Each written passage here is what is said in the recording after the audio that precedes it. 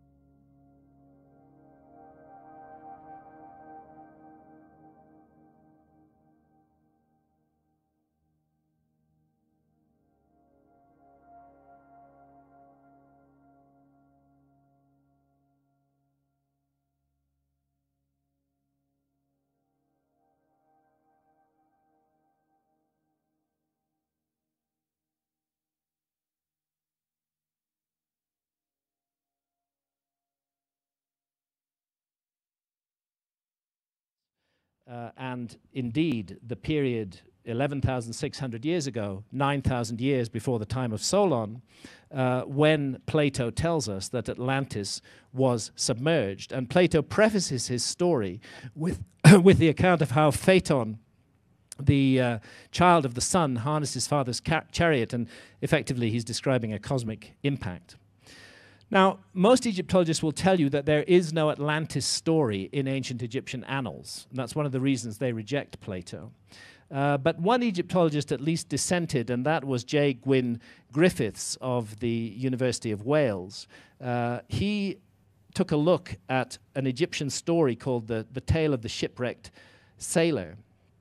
And there are many elements of that story that are like Atlantis. There's a star that falls and that kills the inhabitants of an island. There's flooding, and when the island will not be seen again, it will have become water. What Gwyn Griffiths didn't look into was the Edfu building texts at the Temple of Horus at Edfu. Now, these texts tell us that they are extracts from material in the archives of the temple. That material, rather like those old source maps that Piri Reis used, was falling apart, was crumbling, was falling to pieces. And they decided to preserve it permanently by inscribing it on the walls of the temple. And these are called the Edfu building texts. I've put this dot surrounded by a circle in the sky here just to remind myself that the Edfu building text described the primeval temple on the homeland of the gods, the sacred homeland of the gods, as an island surrounded by rings of water, exactly as Atlantis is described.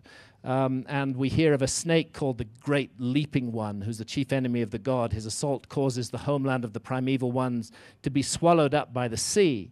But first, the feet of the deity of the island, the Ka, here explicitly described as the earth god, are pierced, and the domain was split. To cut a long story short, I think that we're looking at the account of the effects of that comet 12,800 years ago. And the Edfu texts speak of the survivors of the destruction of the primeval island of the gods and of their wanderings and how some of them settle in Egypt.